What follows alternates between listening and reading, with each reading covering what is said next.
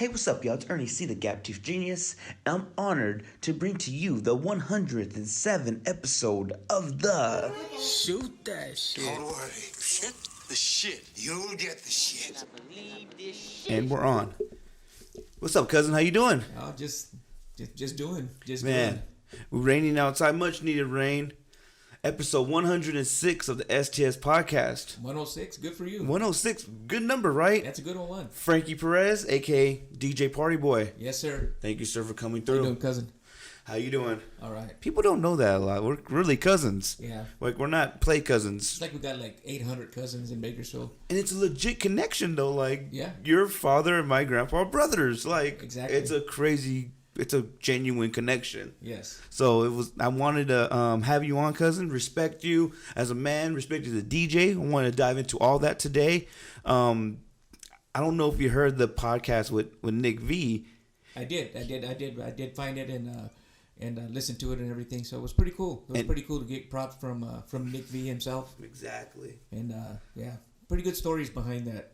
Definitely. A lot of good stories behind that, yeah. Definitely. And I wanted to dive into that because once we heard that he looked at you as a mentor. Yeah. Mm-hmm. So do I. Okay, cool. Because you let me watch you DJ several times out of love because you were teaching me, right? So I really wanted to dive into the DJ career, DJ Live, how you got started with that.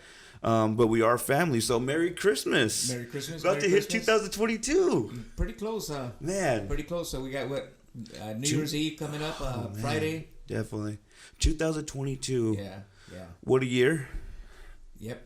Not bad, actually. I mean, it was the pandemic and all that stuff. Mm-hmm. I mean, it was for 1 year. I mean, the first year when it popped off and all that stuff. I think I did 3 gigs for the whole year. Mm-hmm. This last year, probably the last 4 months, I probably did about 6 gigs. Damn. So it was pretty good. Definitely. Pretty good. Definitely. I think with the pandemic, it just taught us to start utilizing more things. Like DJing you never know what DJing though, right? I didn't really I had a few gigs canceled in the beginning, but still so many people getting COVID right now. Right, it's like exactly. Some people are not willing to take the risk. Right. But it's been pretty consistent though. I'm glad it's consistent for us. We're always this is what we love to do is DJing, right? Yep. When did you first start DJing, cuz? When I first started, I'm trying to. I used to know the exact date because I had a birthday party. It was me and it was Robert Flores. Robert Flores, his dad. It was his birthday and my birthday, and we had a big party together out in Watts in the country, and it was like a 6-keger or something like that. Yeah, definitely. That we had a very popular DJ doing the party and all that stuff, and by that time I had already had an extensive collection of records. I started buying records when I was in 5th grade. What was your first record, cuz? My first record that I bought 2 45s. One of them was Stone Love by the Supremes, and the other one was Tears of a Clown by Smokey Robinson. Oh man, I can't even. You were around. You look. I'm so jealous of you. You were around during those times when those 45s were dropping. I was a paper boy, so I would deliver papers after school, and then on weekends before when in the mornings and stuff, and I would save my money and go buy records. And that's what I did. And then the first 2 albums that I bought, the first one was Marvin Gaye Live at the London Palladium, and the other one was by Joe Tex. And it was a disco. It was a disco album, and the name of the album was "Ain't Gonna Bump No More with No Big Fat Woman." Tight. The bump was a dance back then. Okay. Oh, I did not know that. And just kept going. I always worked in my junior high years. I worked in the fields with one of our uncles that ran farm labor things and I just kept buying records, and by the time I got to my first real job at McDonald's, I kept buying records, just kept buying them, and sorry, collecting these things now, right? I'm already collecting them, and I just kept buying them, and having older cousins that would go to LA, go to the clubs and all that stuff, and so they tell me what to buy, and of course I'm starting to buy them all and everything. And so, anyways, long story short, after that, the week after that birthday party, it was suggested that I become a DJ because I had a lot of the songs that a said DJ didn't have at that time. Yes. You get exclusive stuff because you're collecting all this music. Yeah, and I'm getting stuff from LA, from the clubs and all that stuff. And before I know it, I mean, I just got all these records. And we started DJing. Me and was our cousin Martin. Actually, he was my first partner. Oh, Martin? Yeah. Oh, wow. Yeah, Martin. Yeah. Did not know that. So he was going to be my partner in it. Tight. He was just kind of just behind the scenes type of thing and all that stuff. And I was the one that was going to, I don't know, I guess deliver the music. Yeah. I had no idea what I was doing. Wasn't about that. Were you nervous for your first gig? Like, were you just throwing tracks on after tracks, or? No, not really, because it was in the neighborhood right there in the Loma, across the street from Heritage Park. And tight. It was a friend of mine who's passed away now. His mom and dad, their house was getting foreclosed on, but it still had running water and it still had electricity.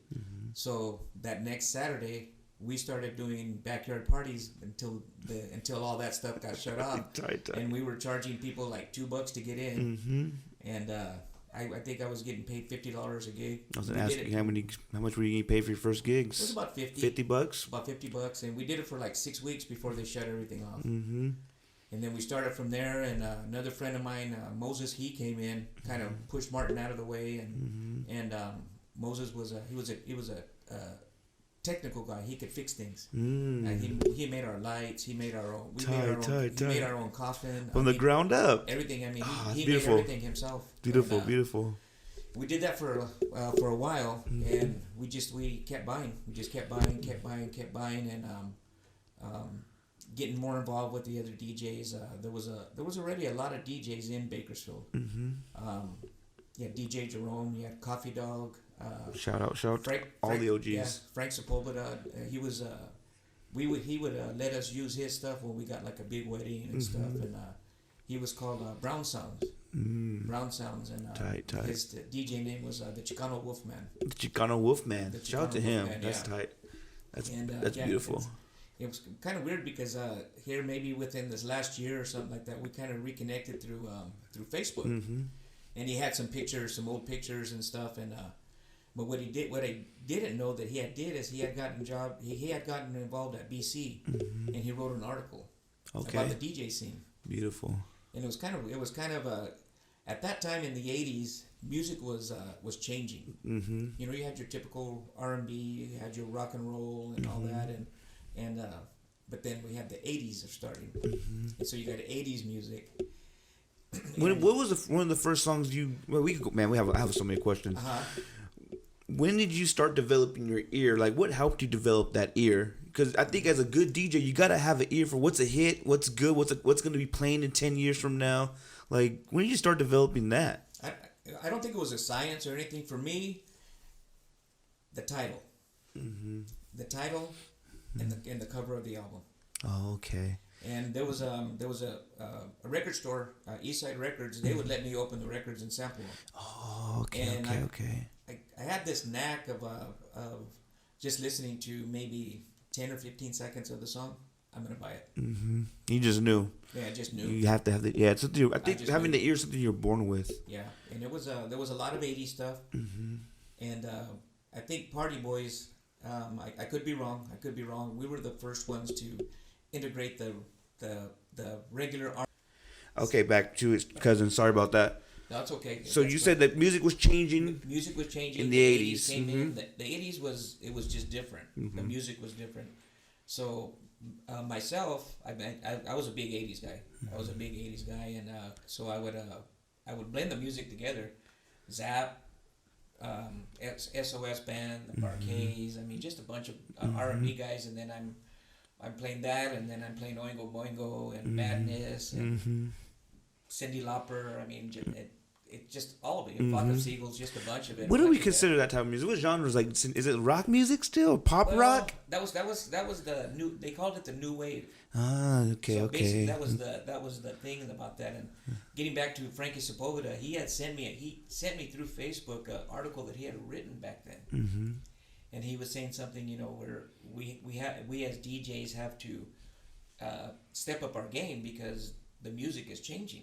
You got this thing called the new wave now, and and he put in there about the Party Boys. Mm-hmm. Party Boys are using a lot of new wave, and it's making them successful. Mm-hmm. It's working for them. Mm-hmm. And we were the only ones doing it at that time. Mm-hmm. And then everybody else followed suit after that. Mm-hmm. And then soon after that, hip hop. Definitely. But hip hop already had started though in the late 70s, in the mid 70s. Were you aware of that too? Yes. Okay. Yeah. I mean, high school, everybody was Rappers Delight. Mm-hmm. Everybody. The Curtis Blow, I'm sure, was big back then, right? Yep. With blending, cousin, that's an art. I think it's a straight art. If you could blend and you get that right, it's beautiful. It sounds flawless, right? Yeah. When did you start developing just any type of style when you're playing these records by blending them in or attempt to blend them in? When did you first start experimenting with that? It wasn't long after I started. My thing was you want to keep them on the dance floor. I would watch other older DJs and stuff. No disrespect or anything. How do they do that? But I would watch them, and I would watch them, and they'd play the whole song, and everybody would dance. I mean, it'd be packed dance floor, and everybody would go back and sit down. Then they'd get right back up and go back out there. And I remember thinking to myself, because to be honest with you, I mean, I'm not knowing what I'm doing. To be honest with you, but I did think to myself, well, why don't we just keep them on the dance floor? Just keep them there. Blend the music. Blend the music. It's nonstop. Yeah, because I mean, they'd get up, they'd go dance again, and then the song would be over, and they'd go sit down again, and then they'd get up again. And it was just a theory that I came up with myself. Like I said, we didn't have a lot of people helping us through it, all that, because we were just doing it different, is all it was, with no disrespect to anybody else. You were just doing it different. You were trying to do your own thing. The guys Beautiful. that we emulated were Brown Sounds, Coffee Dog, DJ Jerome, and quite a few others. Were they blending at that time too? Not really. Not really? No, Okay. No, Coffee Dog was more of an MC. Okay. He was a really good MC. He was a really good MC, one of the best that I've ever heard. Jerome was a good MC. He had the voice for it. I don't have the voice to be a good MC, but I can MC. Yeah, definitely. I feel the same way. So, I hate. like, yeah. We'll talk about that later. But yeah, continue with DJ Jerome. He was he wasn't doing the blending, right? Yeah, because he had a whole different style. Yep. But he was a good MC. He was a really good MC in the way that he said his because it was called Sounds of Soul, mobile disco, and he had a way of saying that. Tight. That was his catchphrase. Yeah, that was his catchphrase. I wouldn't want to do that because it would have been disgrace. No, we're gonna give him the respect. The way that he did it, I mean, I believe it. Yeah. And he's still rocking the Eagles all the time. Is he? Yeah. Okay, He still does it. cool, He still does it. He doesn't cool. do his. I don't think he does his signature Sounds of Soul mobile disco anymore. But he still does. Cool. Yeah, I love that.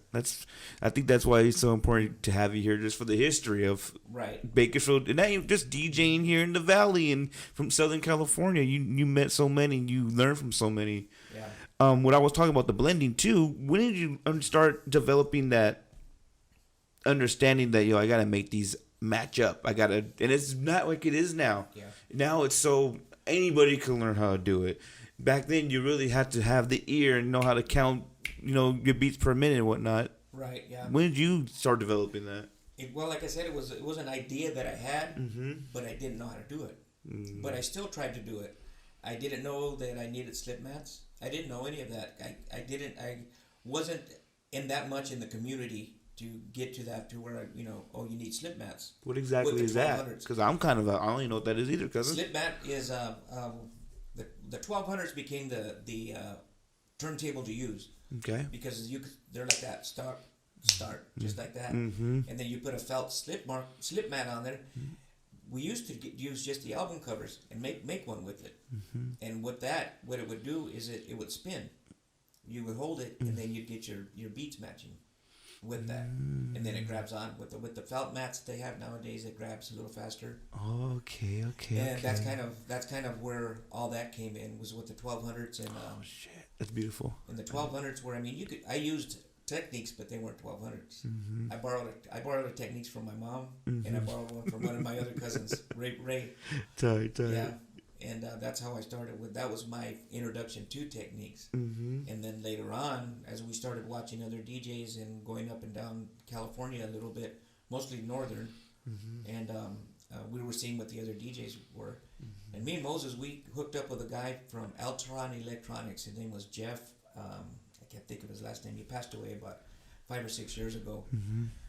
And they had a shop on South Chester, and we dropped about $17,000. Mm-hmm. And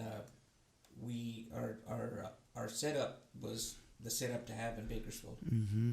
Mm-hmm. And we ended up going up north for a couple of car shows, Kearney Park.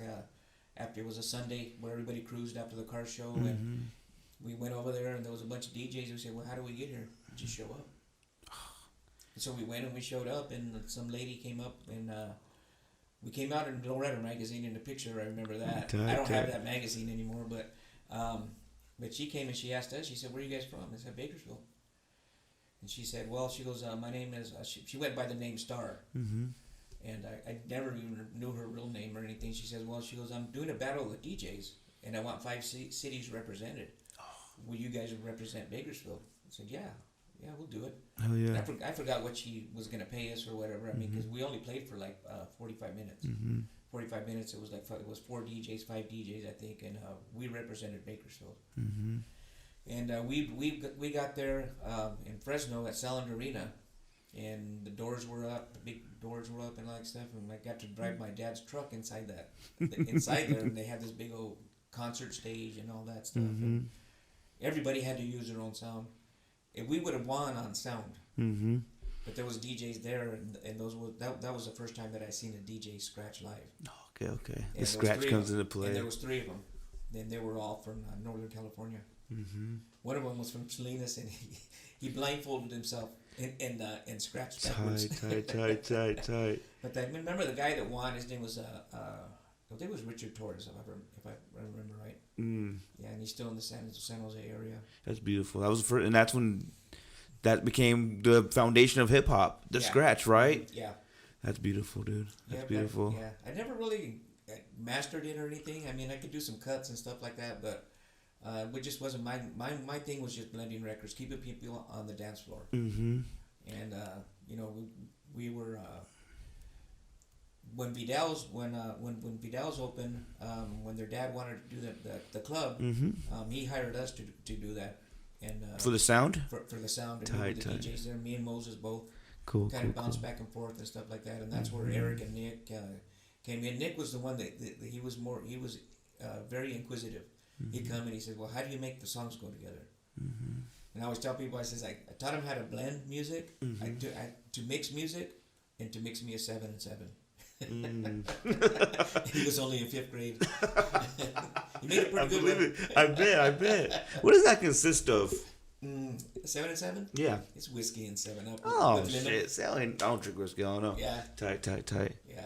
It's something that I think right now, especially in the scene right mm-hmm. now, right? Blending's not really the one that is not the weapon of choice. Mm-hmm. And I think I love it. I don't know anything else. Yeah.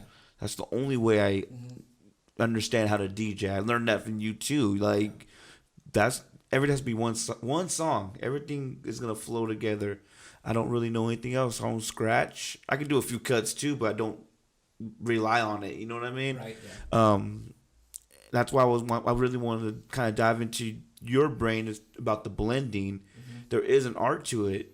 When did you start developing? When did you start understanding there's an art to it? And what is the art of blending for those who don't know?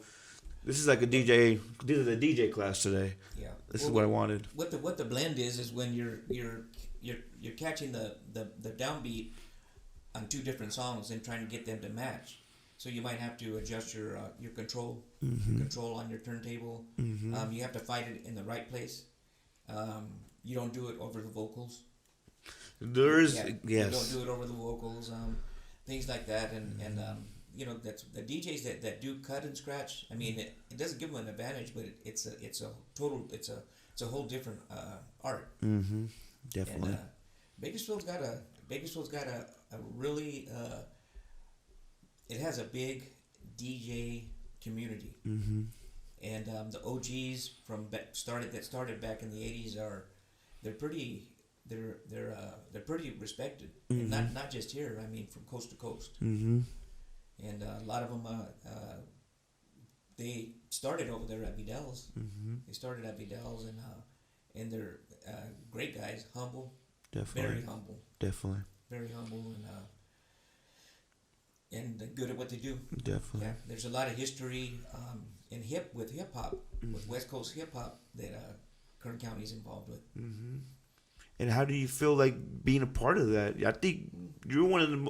Every time we talk about Party Boy, I'm not here to blow smoke, right? You're great at what you do.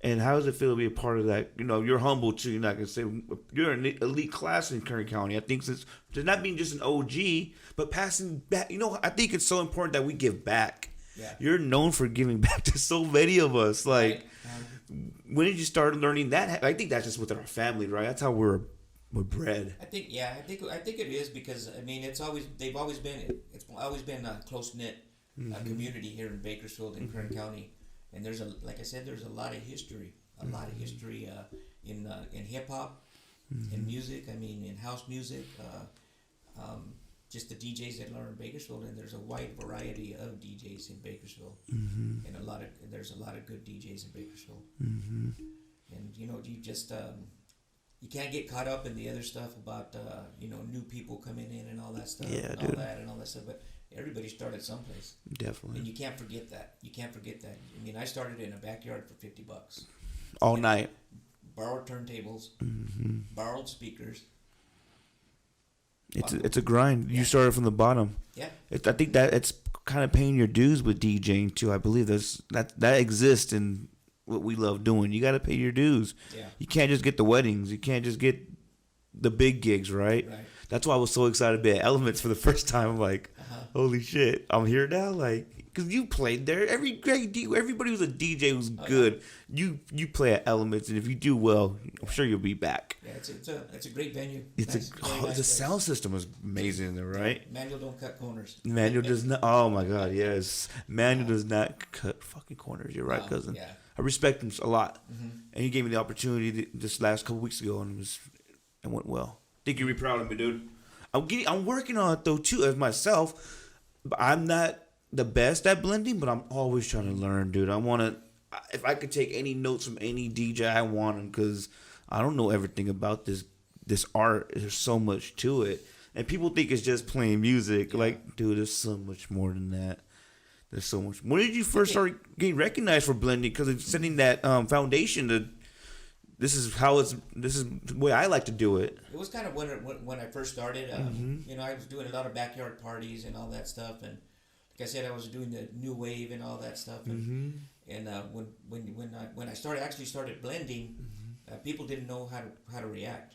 I would imagine they would stop dancing, and then they would kind of just look at me, and then the song would kick in, and then they start dancing again.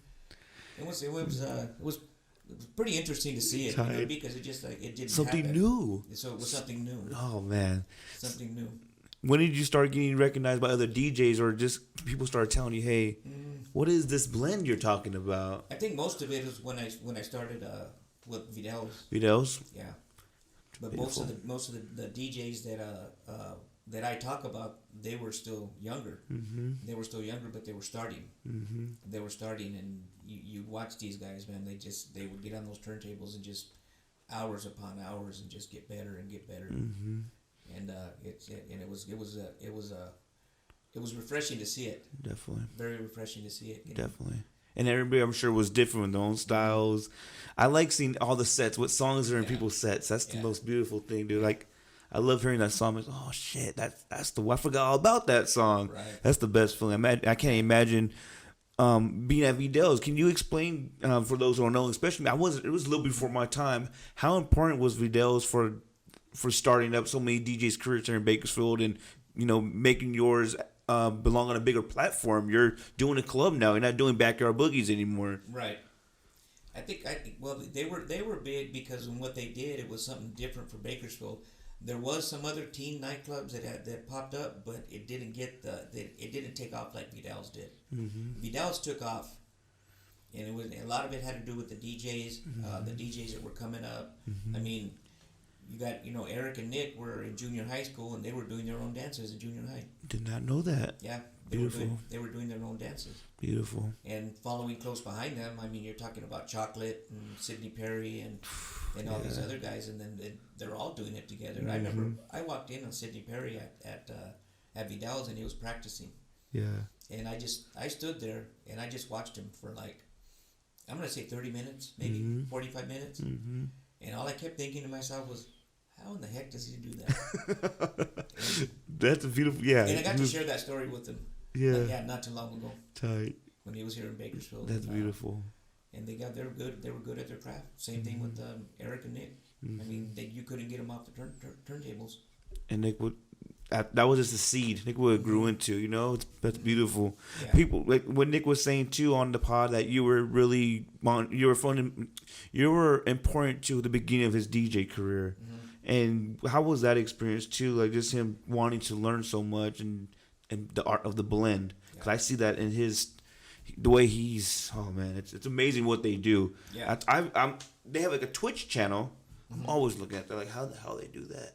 And you can see what they're doing, but how in the hell do you do that? What's like that's practice on practice. And it started with Nick asking you, right? Yeah. Definitely. How did you feel at that time? Like you're passing your game on to the next generation. Did you ever think it was gonna be how amazing he is now? No, I didn't think it was gonna be what it turned into be, and I mean, and it did. And you can't. It's nice to be a part of it, Definitely. even if it was from a distance. You know what I mean? So it was so cool to hear him pay homage to you too. Because I felt that's our common thing now. Because I felt like you taught me so much before anybody else. But the blending and I didn't honestly. And you told me just the littlest things. We want to blend the bass. We want to make the bass sound one. That's what we wanted everything to sound. I'll never forget that. And just counting bars, how many bars you go. Yeah, count 'em. Yeah, and just always on beat, never on vocals. I remember you all this stuff. I remember you telling me so long ago, and I always took it hard. It's almost just like if you were playing an instrument and you count 1, 2, 3, 4, 2, 2, 3, 4, 3, 2, 3, 4, 4, 3. You usually go 8 bars before the next song. So you can go fours, but you still want to get those in there, the fours, to get that, because you want to you're gonna go in on 1, you want to come back in on 1 or 2. You want to keep it at 2 or 1 fours. Yeah. That's beautiful. That's a great way to put it. Man, that's elite. That's elite. I love that, cousin. I think blending is, like I said, nothing against anybody else, but that's the only way I know how. And I want to get better at it. And I think that's something. How many hours do you put in practicing? I can't even imagine. You still practice? When I got back into it with Serato, I practiced just to learn the Serato and all that stuff. And I think just instead of just being what I was before, I learned how to play a lot more different genres of music. Isn't that the key sometimes too? And to do it well. I mean, I can do classic rock, and I can do it well because I grew up in that era. I can do country, and I can do country well, very well. Tight. I can do Spanish music. Very well. Very well. I'm more into the classic music. I mean, some of the newer stuff. I mean, it's just not really me, but I can do it. Yeah, I can do it. It's all the art of blending. If you don't know how to do it, you can probably do anything almost. Yeah. Whatever's great. It's so crazy now. We don't have crates anymore, right? We don't have record stores. We just go on this damn thing and say, hey, buy the song. What song do we want to listen to today? So how did you feel about that adjustment, cousin? Because you're carrying vinyls and crates of records, and now the DJ game is changing to more digital. How was that change for you? Not carrying the crates and everything. I mean, it's different, but you got to learn how to take care of that equipment that you have. I mean, with the hard drives and all that stuff. I mean, that's the worst, dude. I've lost I don't know how many hard drives. You lost your whole? Did you lose the whole? The whole pool? Pretty much, yeah. I always have a backup now. A backup on the backup. Yeah. My boy Alex G, rest in peace. Rest in peace. He's the one that tells me, he says, you need to have 2. He always tells me like that. Just the way Alex G would say it. You gotta have 2. You got to. Yeah. I'm a big believer in that now. I learned the hard way too, man. how was that adjustment from going, you're counting, now the machine's counting for you essentially? Like, did that make you better in a way?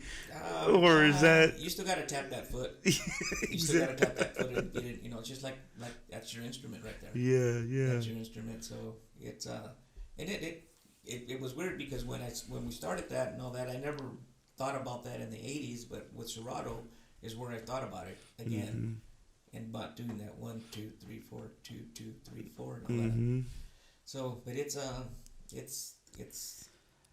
think it's quite handy. Yeah. It's crazy how easy it is to set up now. Like, it's not like it used to be. Everything's self-powered. I don't need to carry my amp no more. Yeah. It's those subwoofers too. The stands just gotta strap them. Like, it's a really easily accessible thing. I hate setting up and breaking down, but it's not as bad as it used to be with the amp and carrying all those other shit I used to carry. It was